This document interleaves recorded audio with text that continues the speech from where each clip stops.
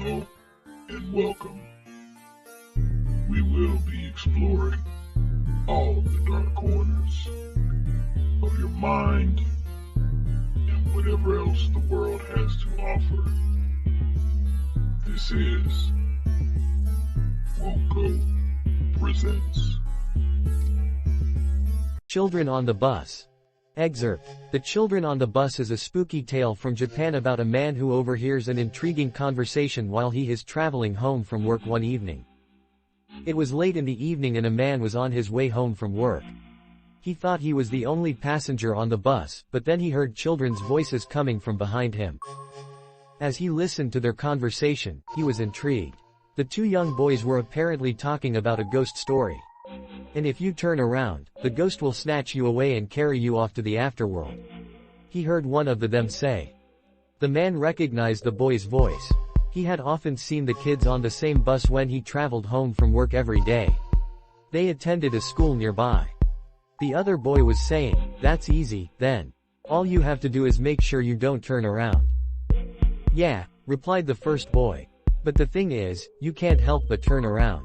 The ghost will try all sorts of tricks to get you turn around." The man realized that they were getting close to the stop where the two boys usually got off. However, it looked like they didn't notice it. When the bus stopped, the kids were still talking. The man thought he should warn them that they were missing their stop, so he turned around. The man was never seen again. Beep Beep. Excerpt. Beep Beep is a spooky story from Japan about a young girl who is the only survivor of a terrible plane crash and a detective who is assigned to investigate the accident. There was a terrible plane crash in Japan and a police detective named Hamasaki was assigned to investigate the cause of the accident. There was only one survivor, a 13-year-old girl named Takeo-chan. She had been badly injured in the crash and was in a coma. For a long time, the doctors didn't think she would ever recover. However, within a few days, she had miraculously regained consciousness. She was still very weak and unable to speak. The doctors made it possible for her to communicate electronically. They attached electrodes to her back teeth.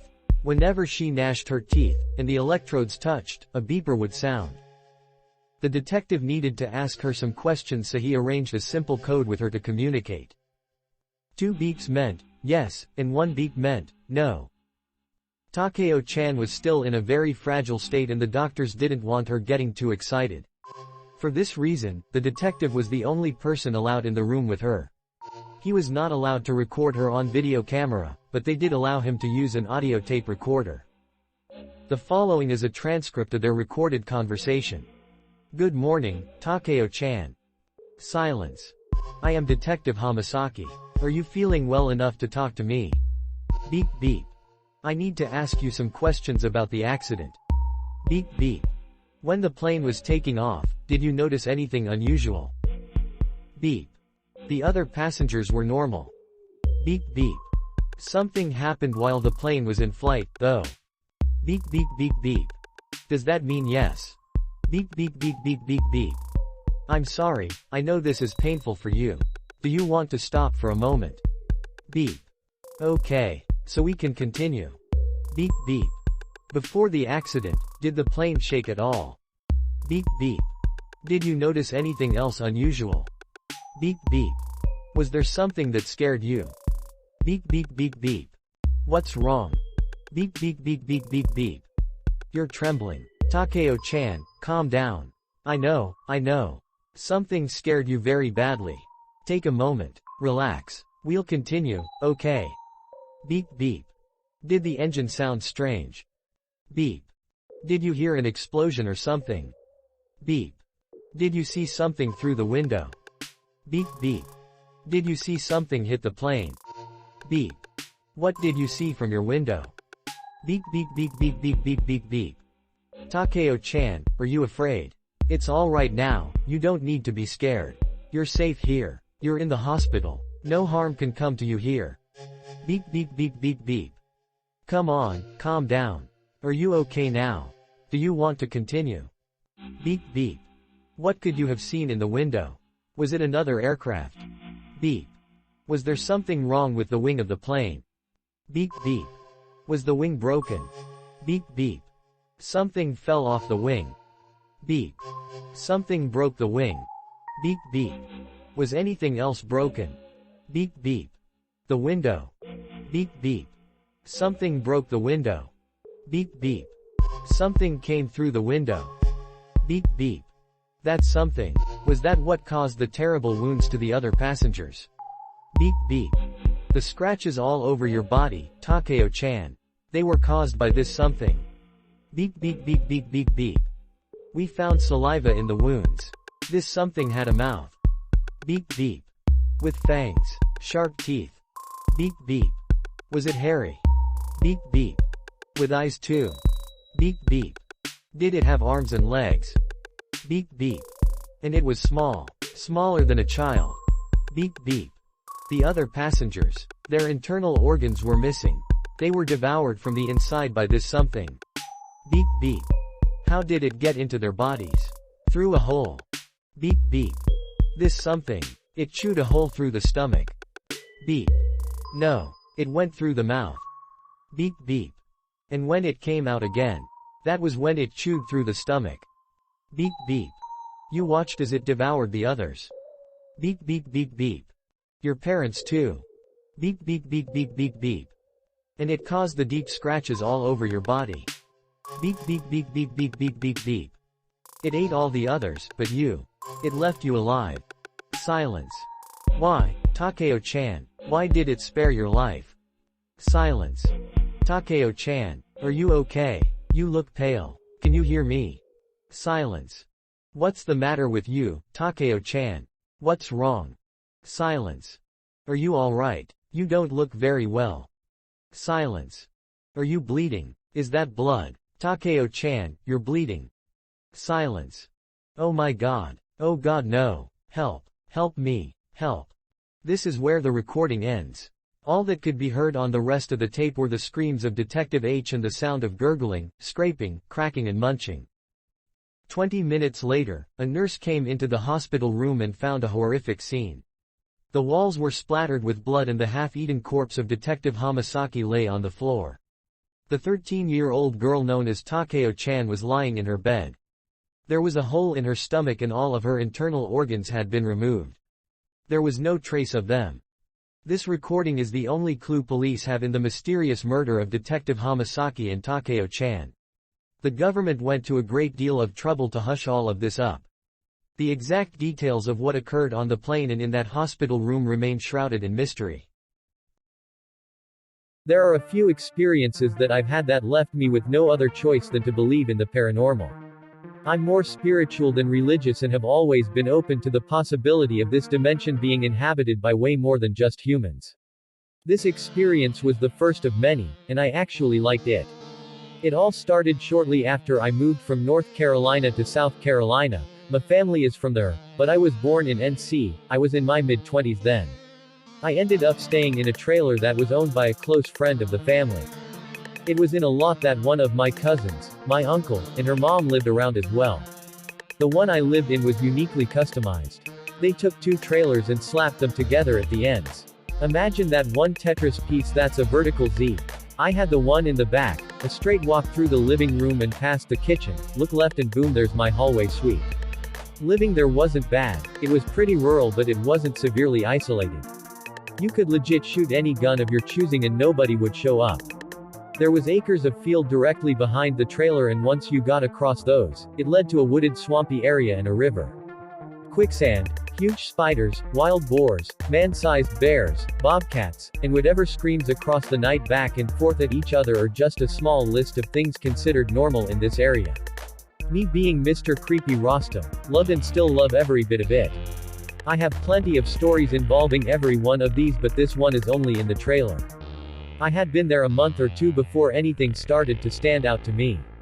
My cousin and her 4 girls would come over and hang out from time to time, even spend the night. So waking up in the middle of the night and noticing a light on in the other room or the sink on in the bathroom was pretty much overlooked. I had 2 sets of twins running around the house, all girls, 2 years apart. So it was a war zone at times. What made me start paying attention was when I would wake up to a dark house with running water and turn it off only to half sleepily remember that I was home alone that night. Maybe an hour or so after that I wake up to running water with a little razzle-dazzle because now the bathroom light is on too. I shrug it off and keep it moving. BC, I'm into things like this, so no big deal. Plus the trailer already has many issues, so it could be anything at this point. Things started becoming regular occurrences like slow long scratching on the walls. You would hear it above your head, then across the room, then on the ceiling. Occasionally there would be a series of knocks that would join in. My cousin and I would halfway joke and say it was a raccoon, a cat, or a wood rat. It was all funny until it started escalating. After a while my cousin started hearing the scratching in the room she would stay in, which was a straight shot down the hallway. In retrospect, I honestly think that's why she started staying over less and less. Once she told me she was hearing it too, I had no choice but to tell her what I had been thinking since it started. It just might be a ghost. I know being near woods and a river out in the country can invite many things.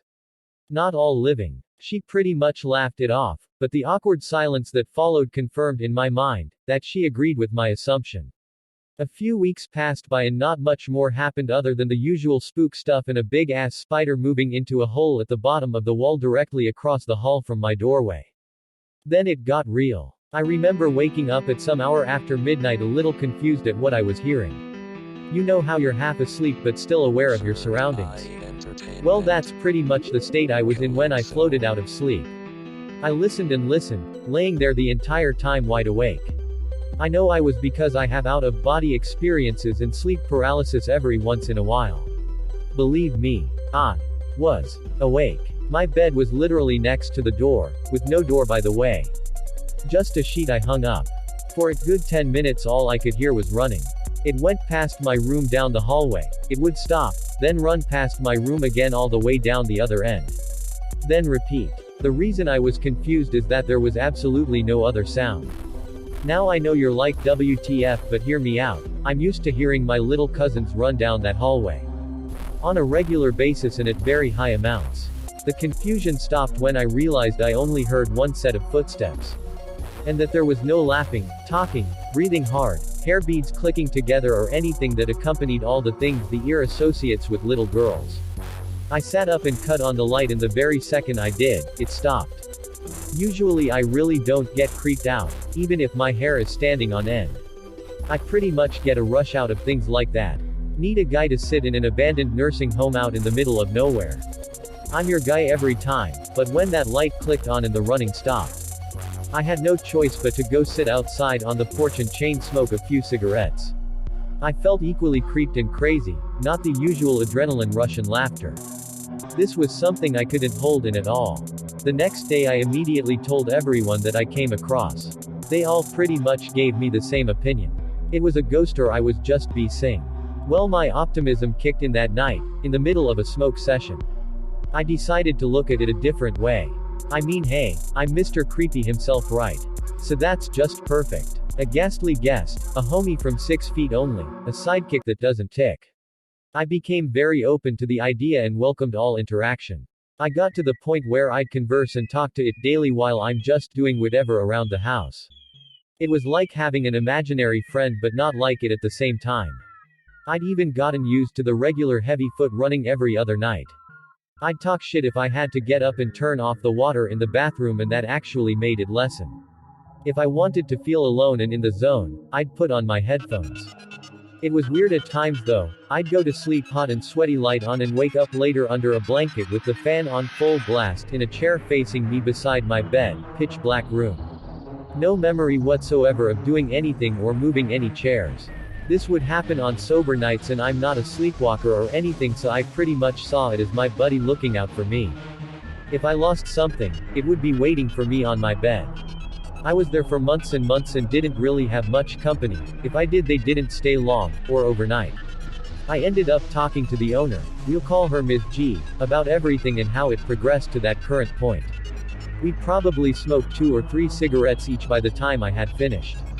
She was very patient, listened to every word, gave a few interesting facial expressions, and even a couple of giggles. I'll never forget what she said to me once I was done though. She put that last cigarette out and put it plain and simple. It's my brother. It has to be. She said that the trailer I was staying in used to belong to her deceased brother and he used to chase the kids up and down the hallway all day playing with them. She even added that he used to play in the bathroom sink a lot as a kid himself. She said she'd witnessed a handful of things there as well but knew that familiar energy too well to be afraid of it. I honestly didn't know how to react. All I could do was thank her. When I did, she looked at me with a smile on her face and asked my why. I said because you just confirmed that I'm not crazy. She laughed and said that I just did the same for her. We both laughed even harder. That year was like no other and the memories will never fade from my mind. It's now 2021 and the trailer has fallen and what was left has been cleared away. I still visit the lot where it stood, to honor my old friend and let him know his former roommate is alright. I'll end this on an even crazier truth. The universe has a very funny way of working because I started dating a phenomenal woman whom I'm now married to. We dated for months before I found out something that still makes me laugh and grin when it crosses my mind. My wife lost her father when she was young. Would you believe me if I told you that my ghost buddy was her dad? So I basically met my father-in-law years before I met my actual wife. Coincidence?